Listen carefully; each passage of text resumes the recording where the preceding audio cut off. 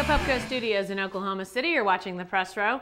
I'm Jenny Carlson here with Barry Trammell, and we are brought to you by Papa John's Pizza. Go online anytime and order your pizza at papajohns.com. It's time for our inbox, your email questions answered here on video. Email one of us, and who knows, you might see your question on next week's inbox. Let's go to it right now from Craig. He says, should OU be concerned about the receiving corps? Barry? I don't think so. I was a little surprised at Craig's question. I thought the OU receiving corps has been fairly a solid surprise so far because the Sooners have found a number 2 guy. In my opinion, Deron Neal has had 2 straight excellent games, Tulsa and Tennessee. He performed.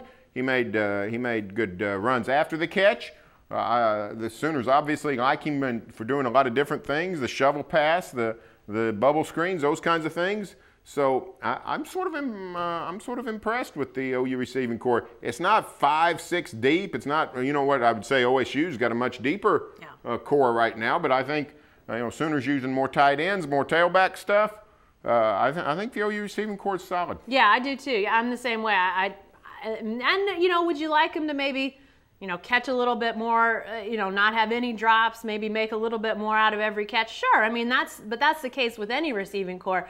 I think maybe there's a thought that, what could this receiving corps be like had Dorial Green-Beckham got eligible? Of course, that would have elevated them talent-wise to a whole different level.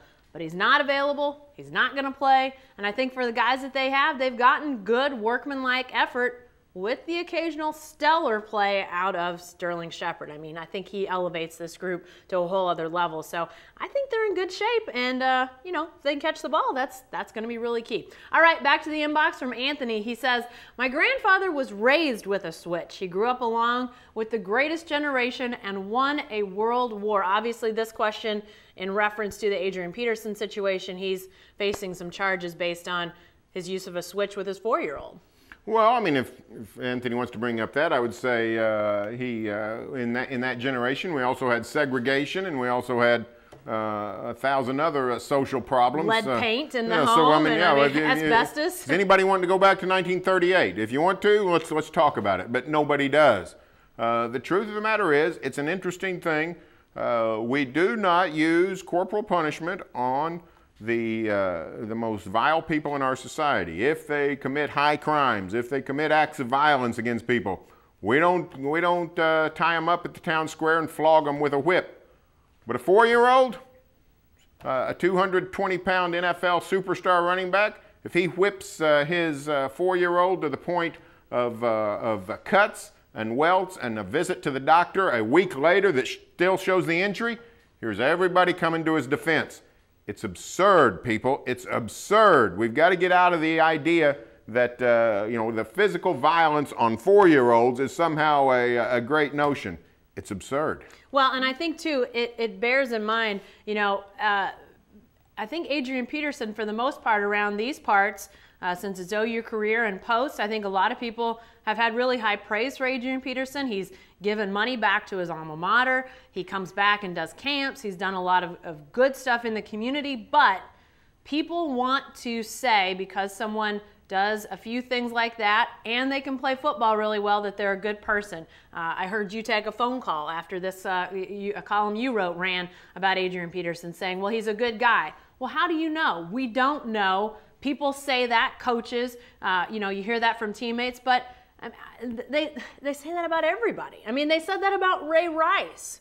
We saw the video, folks. We don't know these athletes, and to suddenly say, well, how could this be? How could this be? This is a good guy. We just don't know. We have to stop assuming that we do. All right, back to the inbox from different Craig. Different Craig. He says, words of wisdom from Paul George. If she ain't tripping, I ain't tripping. Oh, Barry, after the Ray Rice situation. Bad stuff from Paul George. And this different Craig was being sarcastic with me when he sent this. Yeah. He was outraged at Paul George.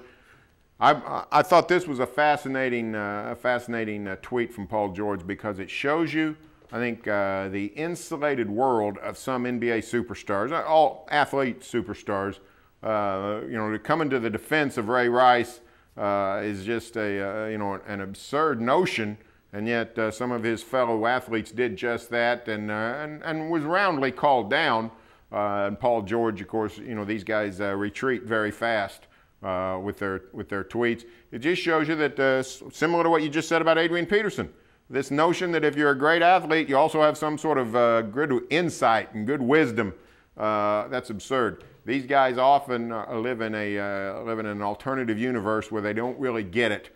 A lot of people don't get it about Ray Rice, but I tell you, after the Ray Rice situation these last few weeks, more people are getting it now. And if you're looking for a silver lining in the awful story, it shed light not only on you know, the issue of domestic violence, but also on the issue of, hey, some people need to think before, not just before they act, but before they speak as well. Yeah, you know, I was riding on Saturday to Stillwater with John Helsley, one of our OSU football writers, and we got to talking about the Ray Rice situation. We got to talking about the Adrian Peterson situation.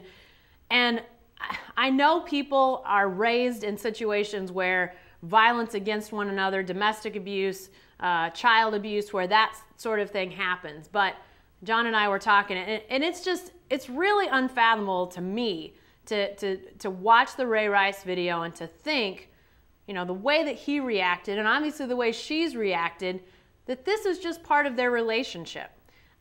It's just hard for me to wrap my mind around. But clearly, there's a culture of violence, and it's against people that we consider loved ones.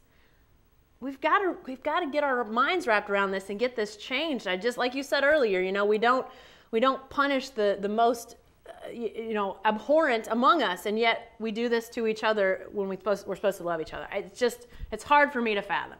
All right, back to the inbox from David. He says, I think the Big 12 will probably have an undefeated champion to be part of the playoff.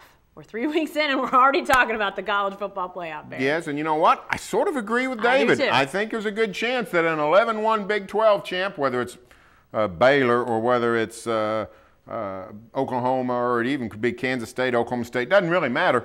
I think an 11-1 team is probably not going to get it because the conference is not all that strong. We've seen teams like Texas and Texas Tech, who are supposed to be there in the middle somewhere, you know, pretty representative teams, not very good this year. The Big 12 conference schedule that people are playing is not going to be able to match what you get in the SEC or the Pac-12. I think OU, Baylor, those national title contenders, I think they're going to have to go 12-0. You know, it's interesting. You were listing off the teams that could potentially be 11-1, and I think there might be one exception on the list. I think it might be Oklahoma State. If Oklahoma State runs the table and their one blemish is a touchdown loss to Florida State, that is a pretty good resume. So I think the rest of these teams, I mean, while you can say Oklahoma scheduled Tennessee, you know, you can look at those now Baylor didn't schedule anybody, so they got their own problems to worry about. But no non-conference game was as tough as what Oklahoma State faced against Florida State in the opener. And they played fantastically, didn't quite win. So if they can run the table the rest of the way, they might have a chance. But the rest of these teams, I think they're going to have to go undefeated. Be sure to stay with the best coverage team anywhere at newsok.com and every day in the Oklahoman.